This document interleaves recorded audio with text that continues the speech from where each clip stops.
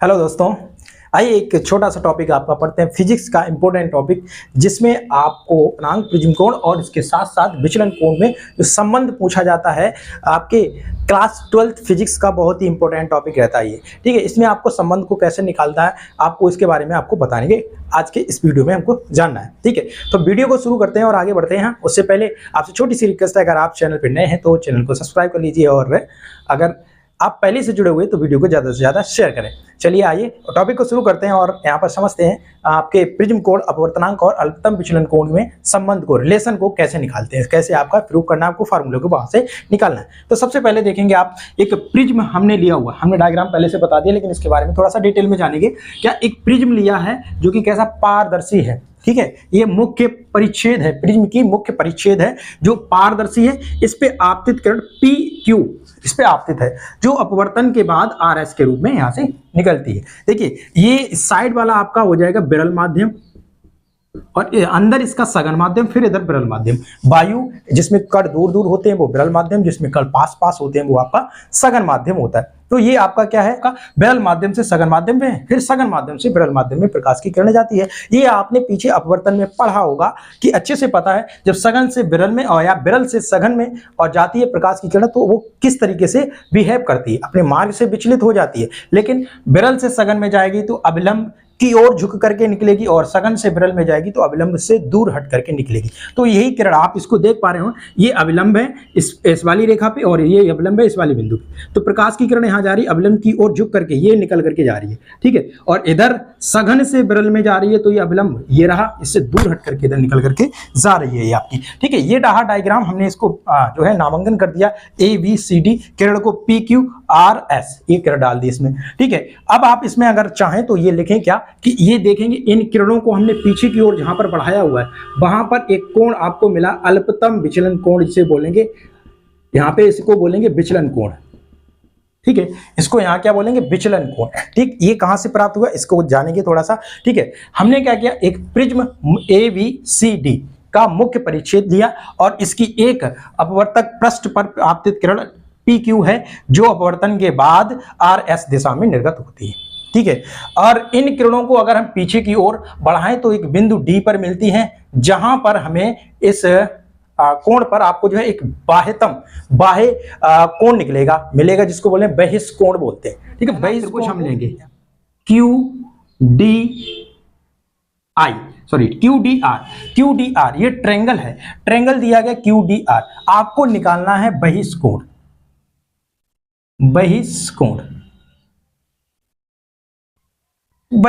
आपको निकालना है डेल M। देखिए बहिष्कोण अगर आप इसमें देख पा रहे हैं तो यही तो ट्रायंगल दिया गया आपका, इस तरीके से D और Q और ये R, ठीक है। यही तो ट्रायंगल है ना, D Q का बहिष्कोण ये रहेगा। ये ट्रायंगल में आप देखेंगे यहाँ पर आपको मान निकालना है, ये दिया गया, और ये यहाँ पे जो आपका कोण है बहिष्कोण डेल ये निकालना है। अगर इसका मान अगर आप देखें तो ये वाली जो किरण है यहाँ से यहाँ तक का, ये क्या है, आपतन कोण। तो इसके सामने जो किरण है उसका पूरे को भी आपतन कोण ही बोलेंगे, उतने के बराबर ही होगा, आमने सामने के कोण बराबर होंगे। तो यहाँ का मान आप देखें, अगर ये यहाँ से लेके यहाँ तक का I ही है, तो I में से इतना मान तो R का निकल ही रहा है सर, यहाँ से इतना मान R का निकल जाएगा। तो R का निकल जाएगा तो यहाँ पर आपका बचेगा I माइनस R, यहाँ क्या बचेगा, I माइनस R। इसको थोड़ा देखने में हो सकता है मैं आपको ना सही से दिखे, लेकिन ध्यान रखें यहाँ I माइनस R, बिल्कुल सेम इसी प्रकार से यहाँ पर भी I dash minus R dash यहाँ कर देंगे, ठीक है। तो ये क्या है, इसमें बहिष्कोण निकालने के लिए बहिष्कोण निकालेंगे तो क्या करेंगे, जहां पर आपको बहिष्कोण निकालना उसके पास वाले कोण को छोड़ करके दूर वाले कोण को जोड़ देना है। क्या करना है, पास वाले को छोड़ देना है, दूर वाले कोणों को जोड़ देना है, ठीक है। ये आपका बहिष्कोण निकल करके आ जाएगा। तो कोण क्या है, कोण Q प्लस में कोण R। तो कोण Q का मान क्या निकलेगा, I माइनस R प्लस में I dash minus R dash, ठीक, ये मान निकल करके आ जाएगा। अब क्या करेंगे, I डैश को और I को एक साथ में कर लेंगे प्लस में, और यहाँ माइनस चिन्ह कॉमन ले लें तो R माइनस ये प्लस R डैश हो जाएगा, ठीक। ये आपका बहिष्कोण का मान निकला, यहाँ से यहाँ तक का ये निकल करके आ गया आपका, ठीक है। अब यहाँ से क्या करना है, आपने ये वो इस ट्रायंगल को लेकर के QD आर में आपने बहिष्कोण का मान यहां से निकाल देना है। ठीक है, इस बहिष्कोण के मान को निकालने के बाद आपको करना क्या है, चतुर्भुज लेना है। कौन सा वाला, देखिए यहां से, यहां पे बिंदु डालें O, O Q A R, O Q A R, O Q A R. इसमें क्या करना है, चतुर्भुज पहले लिखेंगे, चतुर्भुज ए क्यू आर ओ में कोण कौन सा, क्यू, ये वाला क्यू, और प्लस में सॉरी इनटू कॉमा कोण आर। समकोण है, समकोण है, कौन कौन से कोण देखेंगे एक बार, कोण क्यू ये वाला यहां से यहां तक का, ठीक है, और ये कोण यहां से यहां तक का, एक ट्रायंगल यहां देखेंगे, इसमें आपका चतुर्भुज इस तरीके से बन रहा है। तो ये वाले कोण कैसे हैं, समकोण है, क्यू और आर का, ये ओ है, ये कोण कैसे समकोण है। जब ये समकोण है कहने का मतलब इनका मान क्या है, एक 90 इसका है, 90 इसका है, ठीक है। और पूरे चतुर्भुज की अगर बात करें तो चतुर्भुज के चारों कोणों का योग 360 होता है। चारों कोणों का योग कितना होता है, 360। चूंकि चारों कोण का योग बराबर 360, इसलिए क्या होगा, इसलिए कोण ए प्लस कोण क्यू प्लस कोण आर प्लस कोण क्यू ओ आर, ओ और रह गया यहां लिख लेंगे, ठीक है, ओ। तो इसमें आपको पता बराबर में 360 होता है ये अंश, ठीक है। अब यहां से आपको कोण ए का मान नहीं पता, ऐसे ही लिख दो, कोण क्यू का मान 90 अंश है, कोण आर का मान 90 अंश है, कोण ओ का आपको नहीं पता, ऐसे ही लिख दो आप 360। ये 90 को उधर ले जाएंगे, कोण ए प्लस कोण क्यू बराबर में 90 उधर जाएगा माइनस का 9 और 90 90 180 अंश। तो 360 माइनस 180 अंश जब आप करेंगे तो कोण ए प्लस कोण क्यू बराबर कितना आ जाएगा, 180 अंश। ये भी बचेगा आपका कितना, कोण 180 अंश। कोण ए का मान आपको पता है, कोण आर का मान, कोण ए और कोण क्यू का मान आपको नहीं पता था, आपने उसका मान निकाल लिया, दोनों का योग कहता होगा 180 अंश होगा, ठीक है। अब ये जो मान निकाला है आपने इसका 180 अंश मान, अब इसका हम यूज करेंगे आगे इसको सॉल्व करने के लिए। आप अगर इसका चाहें स्क्रीनशॉट ले लीजिए, उसके बाद इसको रफ करके आगे की बात करते हैं।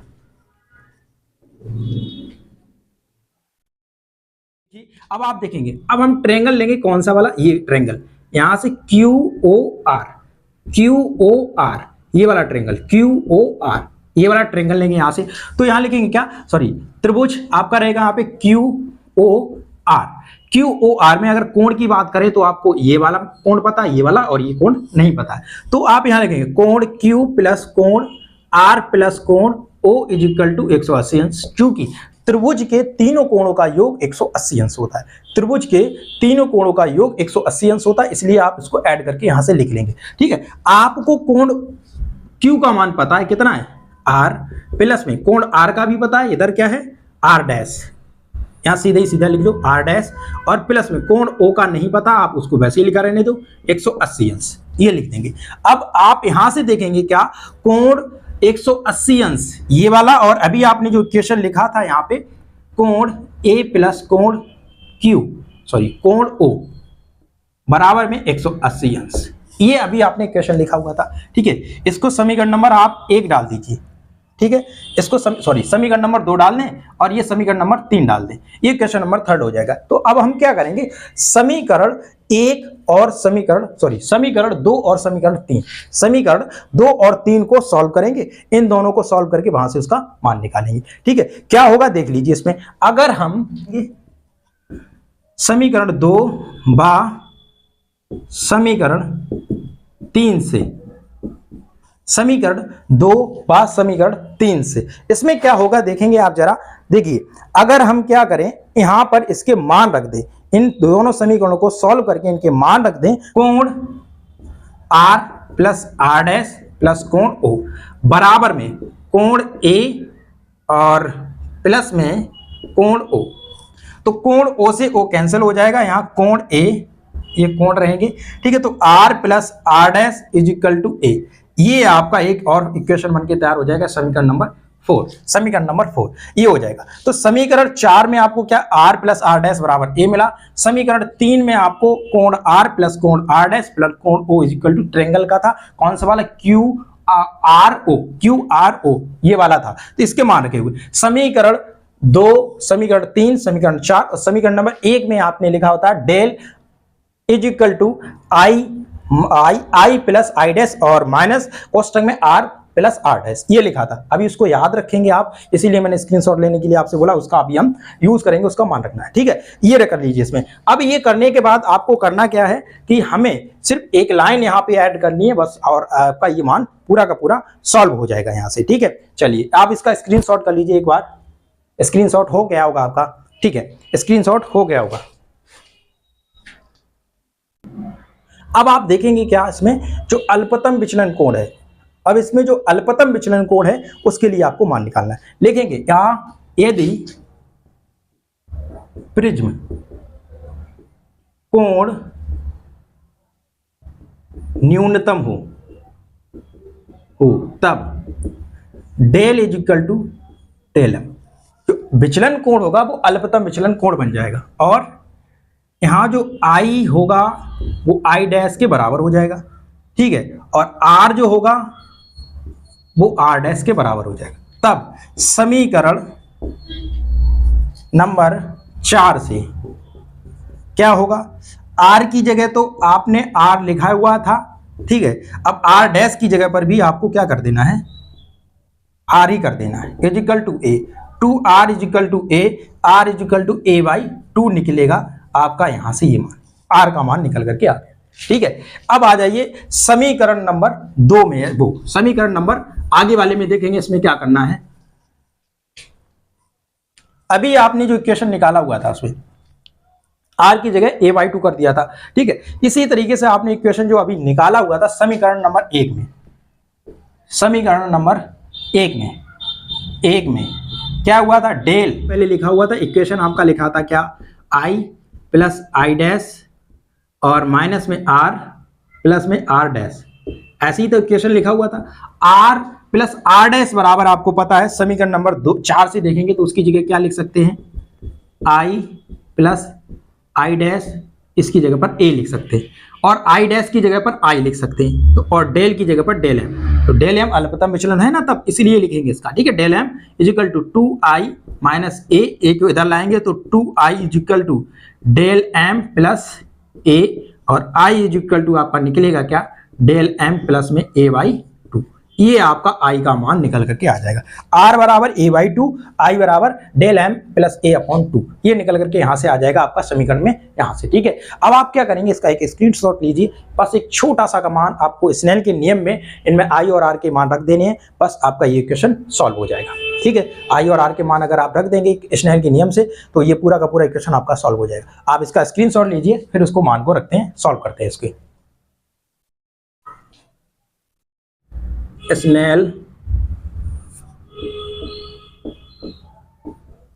के नियम से पीछे पड़ा हुआ म्यू बराबर में sine I upon sine R, sine I upon sine R, तो इसमें क्या करना है, साइन आई की जगह मान रख देना है, इजिकल टू अभी निकाला आपने जो sign del M plus A upon में 2 और अपॉन में साइन ए बाई 2, ये आपका इक्वेशन अपवर्तनांक का निकल करके आ जाएगा, ठीक है। ये इक्वेशन है आपका अपवर्तनांक का, mu is equal to sine A sine del M plus A upon में 2 अपॉन में साइन ए बाई 2, पूरा का पूरा इक्वेशन आपका ये सॉल्व हुआ।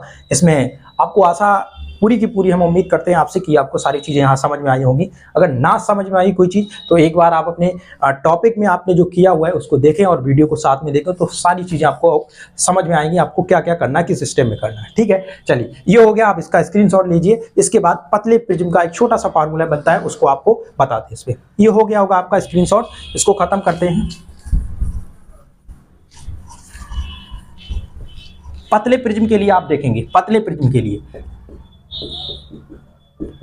देखिए जब पतला प्रिज्म होगा तो कोण ए जो होगा वो 10 अंश से कम होगा, कोण ए जो होगा वो 10 अंश से कम होगा, तो आपका जो ये sine del M plus A by 2 है वो कन्वर्ट हो जाएगा del M plus A by 2 में, ठीक है, और जो साइन ए बाई 2 है वो रह जाएगा सिर्फ ए बाई 2, ठीक है।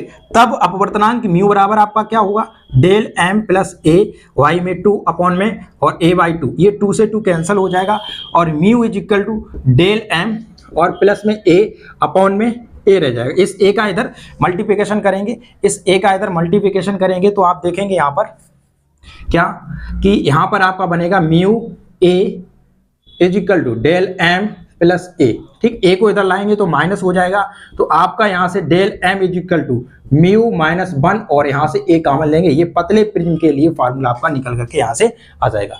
ठीक है, आज का ये टॉपिक हम आशा करते हैं आपसे कि आपको ये जो भी चीज़ें मैंने यहाँ पर आपको बताई हुई हैं, आपको मैंने जिस बारे में आपसे साथ में यहाँ पर बात की हुई है, वो सारी की सारी चीज़ें आपको समझ में आई होंगी। और आशा करते हैं आपसे ये वीडियो जो आप देख रहे हैं इससे आपको बहुत हेल्प मिल रही होगी। और अगर वीडियो अच्छे लगते हैं तो लाइक शेयर जरूर किया करेंगे, अपने मित्रों के साथ भी शेयर करें। फिलहाल आज की वीडियो को यहीं पे समाप्त करते हैं और मिलते हैं एक नए टॉपिक के साथ में नए वीडियो में। तब तक के लिए धन्यवाद।